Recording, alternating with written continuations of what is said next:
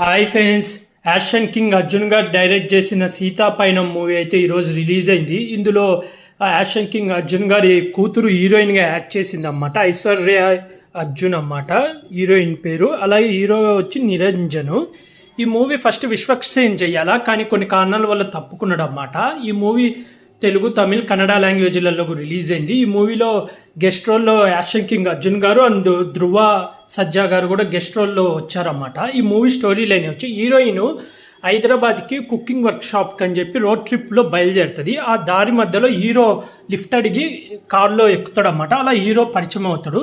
Hero పరిచయం అయిన తర్వాత హీరోయిన్ లైఫ్లో కొన్ని మార్పులు జరుగుతాయి. ఆ మార్పులు ఏంది, అసలు హీరోయిన్ లైఫ్లో హీరో వచ్చిన తర్వాత ఎలాంటి మార్పులు జరిగాయి, అలాగే హీరోయిన్ వాళ్ళ నాన్న కోరుకున్నతన్నే హీరోయిన్ పెళ్లి చేసుకుందా లేదా హీరోయిన్ పెళ్లి చేసుకుందా అనేది ఈ మూవీ స్టోరీ లైన్. మూవీ ఎలా ఉందంటే చాలా బాగుంది. కంప్లీట్ ఫ్యామిలీ ఎమోషనల్ పిక్చర్ అన్నమాట. Father and doctor emotion movie. హీరోయిన్గా ఐశ్వర్య అర్జున్ అయితే చాలా బాగా యాక్ట్ చేశారు. అలాగే ధృవ సజ్జా క్యామియో అయితే సూపర్ హైలైట్ మూవీకి. అలాగే అర్జున్ గారి క్యామియో కూడా చాలా హైలైట్ ఈ మూవీకి. సాంగ్స్ కూడా బాగున్నాయి. నాకైతే ఈ మూవీ ఓవరాల్గా చాలా బాగా నచ్చింది. యాక్టింగ్ కూడా చాలా బాగా నచ్చింది. ఈ మూవీకి రేటింగ్ వచ్చి 5కి 3 ఇస్తున్నాను ఫ్రెండ్స్.